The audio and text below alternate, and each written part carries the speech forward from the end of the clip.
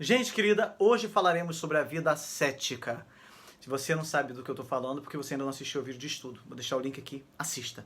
A vida desses monges, ou anacoretas, era extremamente simples. Alguns cultivavam hortas, mas a maioria se sustentava tecendo cestas e esteiras, que vendiam em troca de um pouco de pão e azeite. Esta ocupação tinha a vantagem, além da disponibilidade de junco e palha, de que enquanto a pessoa tecia um cesto, ela podia recitar um salmo, elevar uma prece ou memorizar versículos das Sagradas Escrituras. A dieta da maioria dos monges consistia em pão e, às vezes, frutas, legumes e azeite. Suas posses não excediam a vestimenta necessária e uma esteira para dormir. A maior parte deles via com maus olhos a posse de livros, pois isso podia alimentar o orgulho. Uns ensinavam aos outros, de memória, livros inteiros das Escrituras, principalmente os Salmos e o Novo Testamento. Esse tipo de vida logo favoreceu o surgimento de uma nova forma de orgulho. Olha só que coisa interessante. Com o passar dos anos, muitos monges chegaram a pensar que, já que sua vida evidenciava um nível de santidade mais elevado que o dos bispos e demais dirigentes da igreja, eram eles que deveriam decidir em que consistia a verdadeira doutrina cristã e não estes dirigentes. Como Satanás é sutil.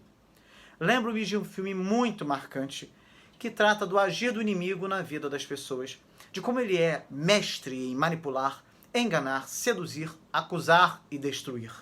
E o filme mostra como o diabo faz uso da vaidade das pessoas para atingir seus propósitos.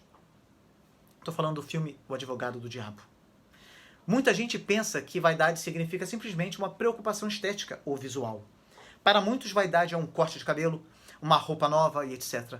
Antigamente, era comum, dentro de certos círculos cristãos, algumas pessoas se privarem de cuidados pessoais básicos por medo de incorrer no pecado da vaidade. De certa forma, os monges também consideravam estas coisas, mas muitos sabiam o que a Bíblia chama de vaidade. Há várias referências bíblicas acerca da vaidade. Inclusive, o conceito de vaidade permeia o tema principal do livro de Eclesiastes. Ao analisar as passagens bíblicas que falam da vaidade, é fácil perceber que seu significado é muito mais profundo do que uma simples preocupação com a aparência externa. De forma geral, a vaidade na Bíblia denota o comportamento tolo do homem em tentar encontrar satisfação à parte de Deus. Por isso, seu significado frequentemente aparece relacionado a comportamentos pecaminosos como a soberba, o orgulho e a idolatria. No caso específico dos monges, podemos dizer que a vaidade era sinônimo de soberba e orgulho, sim. É claro que isso não refletia a posição de todos eles. É lógico que não. Mas muitos se deixaram levar por um sentimento tolo e acabaram caindo no mesmo pecado que os fizeram sair das igrejas e viver nos desertos. Não é algo impressionante? Os bispos competiam pelas posições de maior prestígio. E, de repente, muitos monges também começaram a agir dessa forma, considerando que eles tinham maior espiritualidade, maior santidade e, portanto, maior autoridade doutrinária do que os dirigentes das igrejas. O orgulho é a seara de Satanás. Muitos têm sido ceifados por ele.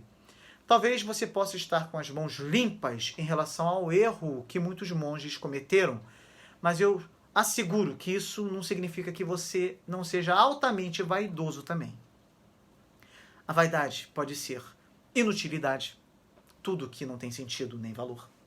Eclesiastes diz que sem Deus tudo é inútil, ou vaidade em algumas traduções. Deus dá valor e razão à vida. Quando tiramos Deus de nossa vida, o mundo deixa de fazer sentido. Vaidade é a falta de Deus. A vaidade pode ser falsidade, tudo que é enganoso.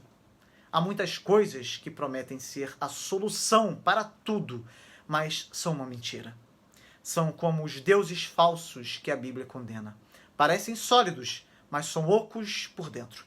A vaidade também pode ser idolatria, tudo que toma o lugar de Deus em nossa vida. A Bíblia avisa que idolatria é vaidade, não tem utilidade nenhuma.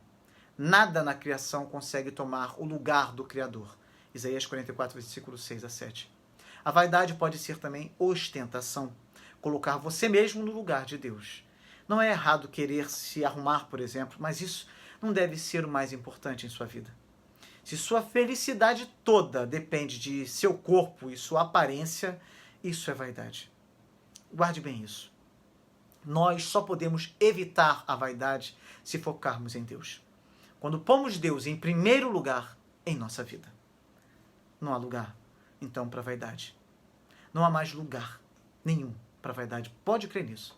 A Bíblia diz em Provérbios 16, versículo 18, que a soberba precede a destruição e a altivez do espírito precede a queda. A humildade produz honra. A Bíblia diz em Provérbios 29, versículo 23, que a soberba do homem o abaterá, mas o humilde de espírito obterá honra. Deus é contra os orgulhosos. A Bíblia diz em 1 Pedro 5, versículo 5 ou 6, semelhantemente, vós, os mais moços, sede sujeitos aos mais velhos, e cingi-vos todos de humildade uns para com os outros, porque Deus resiste aos soberbos, mas dá graça aos humildes. Humilhai-vos, pois, debaixo da potente mão de Deus, para que a seu tempo vos exalte. Portanto, o orgulho pode separar-nos de Deus e das outras pessoas. A Bíblia diz em Lucas 18, versículo 14, digo-vos que este desceu justificado para a sua casa, e não aquele, porque todo o que a si mesmo se exaltar será humilhado, mas o que a si mesmo se humilhar será exaltado. Uma humildade semelhante à de uma criança é de muito valor no céu. A Bíblia diz em Mateus 18, versículo 4, portanto, quem se tornar humilde como esta criança, esse é o maior no reino dos céus. Os orgulhosos serão humilhados. A Bíblia diz em Mateus 23, versículo 12, qualquer, pois, que a si mesmo se exaltar será humilhado, e qualquer que a si mesmo se humilhar será exaltado. Como eu já disse, os que são orgulhosos podem cair. A Bíblia diz em 1 Coríntios 10, versículo 12, aquele, pois, que pensa estar em pé, olhe, não caia. A vontade de Deus para a nossa vida está sintetizada no seguinte texto bíblico. Ele te declarou, ó homem, o que é bom e o que o Senhor pede de ti. Que pratiqueis a justiça, e ames a misericórdia, e andes humildemente com o teu Deus. Miqueias 6, versículo 8. Que você, meu irmão e minha irmã, procure viver dessa forma todos os dias de sua vida. Amém? Você deseja viver assim? Então conta para mim nos comentários. Até amanhã.